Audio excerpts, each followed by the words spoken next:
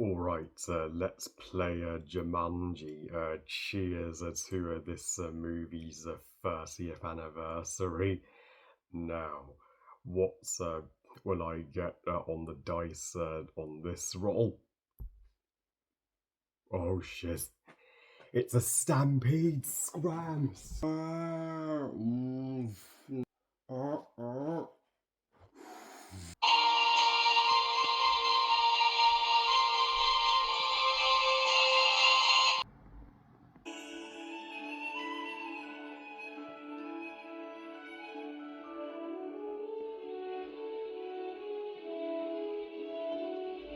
Jumanji, or Jumanji, however you pronounce it, directed by Joe Johnson and is the 1995 family movie classic, released the exact same year I was born, in fact, and based on the children's book by Chris Van Allberg. So, Jumanji tells the story of young Alan Parrish who finds this mysterious magical board game titled Jumanji, hence the title of the movie, after the game was buried, centuries ago by two men, and Alan has happened to be the one that dug it up, and after his parents are going to ship him off to a school, Aaron has a fallout with his father, needless to say, and but when him and his best friend Sarah play the game that night, Alan gets sucked into the game and the world of Jumanji,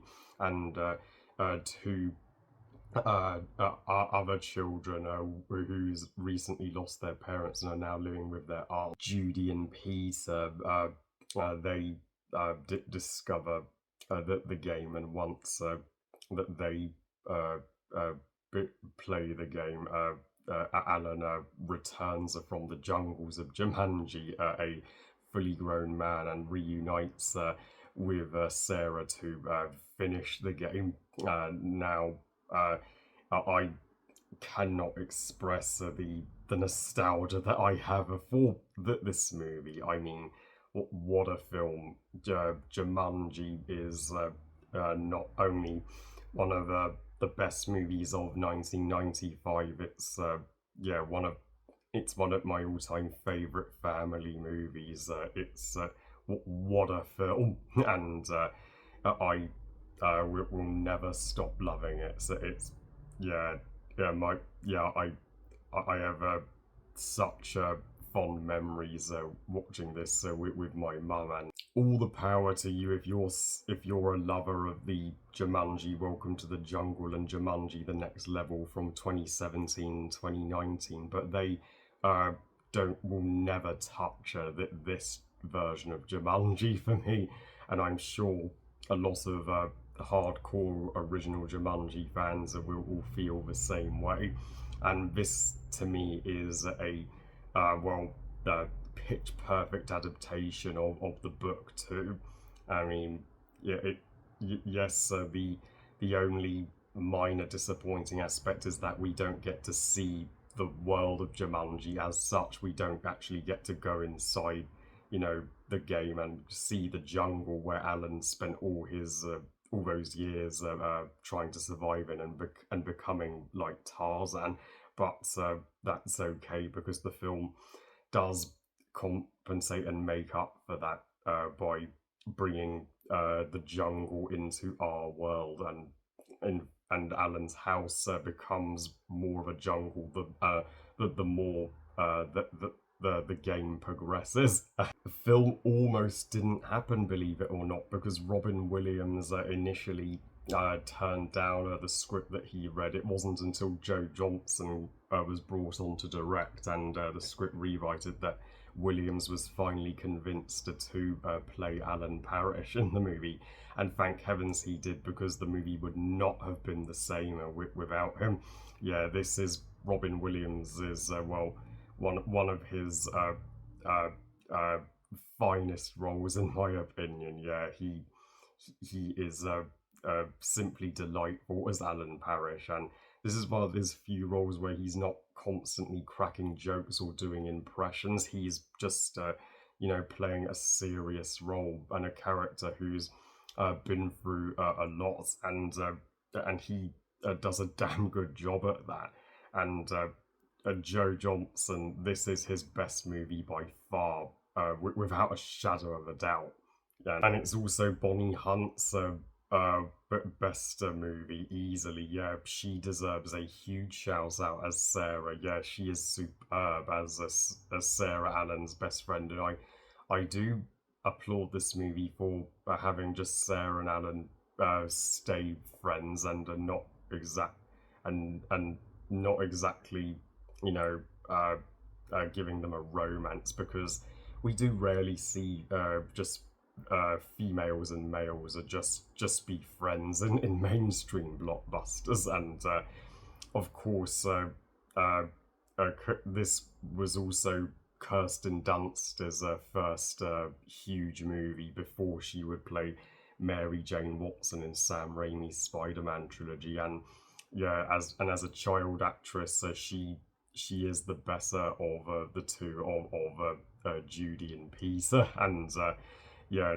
I mean, like you feel the utmost sympathy for Judy and Peter, who are have just who are grieving their parents and have just moved to a brand new neighborhood, a new home, and are living with their aunt who does care about them. She's just being ever so strict with them to be protective, and once they meet Alan and Sarah, the four, well, despite the age gap, make such a good team because they completely relate to one another's situation, and the game has changed all of their lives in some way.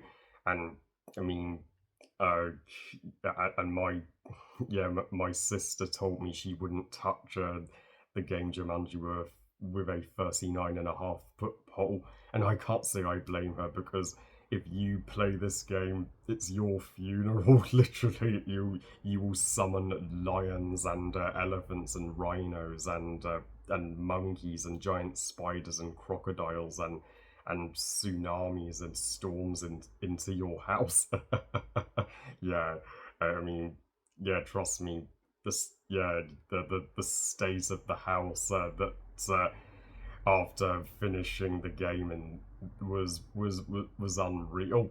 And another lovable supporting character is the cop who started out working at the shoe factory that was run by Alan's father, but when Alan put the shoe in the conveyor belts out, and he confessed to Alan's father that he did it, so uh, to take the blame for Alan, thus losing his job and becoming a cop all these years later. And yeah, he may be the funniest character in the movie, even funnier than Robin Williams, which is a rare occurrence. And well, and he does have a fun subplot where he's driving Judy and Peter's aunt around the neighbours, and they are reacting to the the uh, the things that have emerged from the game. And yeah, I do like that that the aunt wasn't just forgotten about. She is in the movie quite a bit too, and the I have to say the the uh, the visuals and production design. This movie only cost $65 million, but the CGI by 1995 standards really looks pretty neat. And this was the exact same year that, of course, CGI would finally progress to the point where we'd get CGI animated features like Toy Story, and the yeah the and this but the animals that come out of the game are not all CG. I mean, of course, the elephants and rhinos and zebras and the pelican that steals the game are all digitally created, and so are the monkeys. But there are some fabulous practical effects here. It's like the lion was a real puppet, and the lion scared me to death as a kid.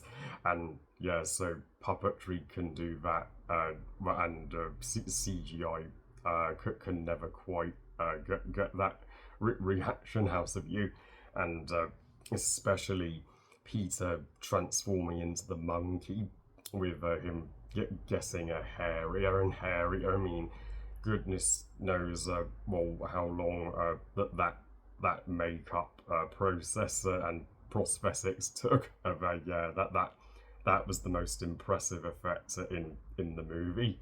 Yeah, kudos to Bradley Pierce, Peter's actor, for undergoing that.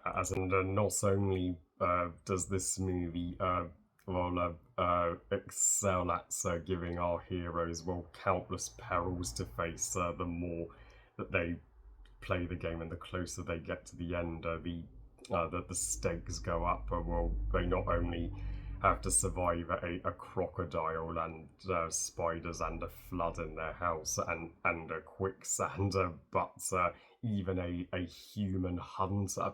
So he's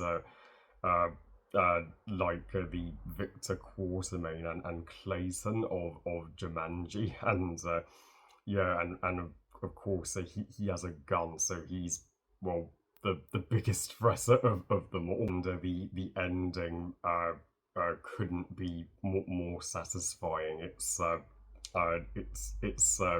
happy ending that everybody deserves after all they've been through, where Alan makes amends with his parents, and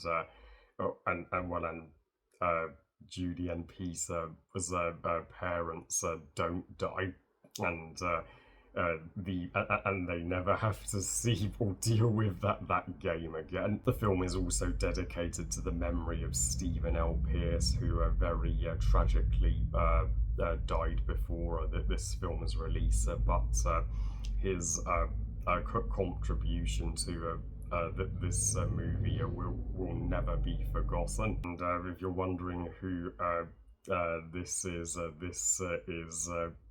Nelly. I thought she'd join us for today's review. So overall, yeah, Jumanji 1995 is awesome. Yeah, and I had the privilege of showing this movie to my community at Camp Hill, at a film club, and everybody agreed it was a great choice.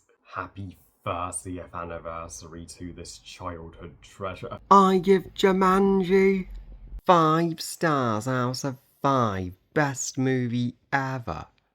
So yeah, people can try and remake this classic as much as they want, but no remake will ever succeed in topping this untouchable, wonderful family movie. Well, I love you guys. Thank you for watching. I hope you guys enjoyed this review. And what are your thoughts on Jumanji 1995? And do you, like me, prefer it to the modern Jumanji movies? Please comment and let me know.